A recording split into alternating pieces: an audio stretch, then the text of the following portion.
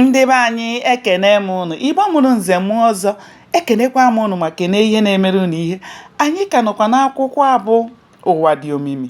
Cheta na ebe anyị kwụsịrị bụ ebe Ahamefula gwara Ejike na nsogbu ha alaala, wee jụọ ha sị onye nna ya nọ n'eluigwe ọ na-aga ọkụ mmụọ. Ha niile dapụrụ n'ọchị. Ahamefula gwara Nonso ka ọ dị njikere ịmalite ọrụ n'ụtụtụ echi. Nonso nwere nnukwu aṅụrị wee gbuo ikpere abụọ n'ala kelee Ahamefula ekele pụrụ iche.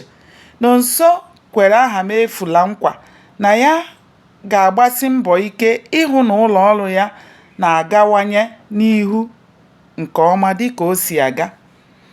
Ejike larụrụ ụlọ kọọrọ Chinwe ihe ya na Nonso gara mee na nke Ahamefula. Chinwe nọrọ na-ele ya sọ anya na-ekwughị okwu ọbụla maka na ọ bụ agụzo mbọ ya osoro ebili nọrọ.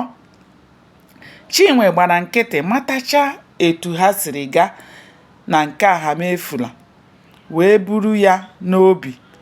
Ejike bụ ụmụ abụọ ka ọ mụtara, otu nwoke na otu nwanyị. Ndị aha ha bụ Ikechukwu na Ndidiamaka.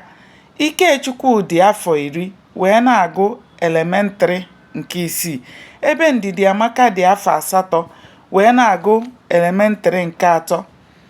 Ọ bụ nwata amaghị ihe ka a na-egosi oke ala ugboro abụọ. Ka ọ gachara ọnwa 8 Nonso malitere ọrụ na nke Ahamefula.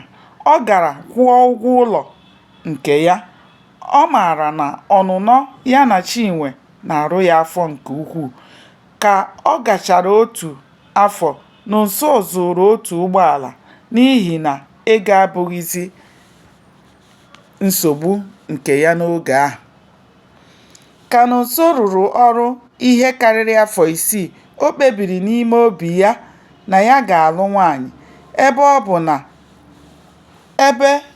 bụ na o nwetawara ego nke ya, Nonso pụtara otu ụbọchị gakwuru nne ya wee gwa ya ka ọ chọbara ya ezigbo nwaanyị ọ ga-alụ ga-adabara ya na ya. Ọ gwara nne ya na ihe ya chọrọ bụ nwaanyị na ọ bụkwaghị nwa agbọghọbịa. Gbanịa na-esonyere m ka anyị chọpụta kene ihe mere n'ime akwụkwọ a bụ ụwa dị omimi. Aka m bụkwa nwanne ụnụ nwaanyị Oriakụ Uju Anyanwụ. Ndewo, ka o mesịa.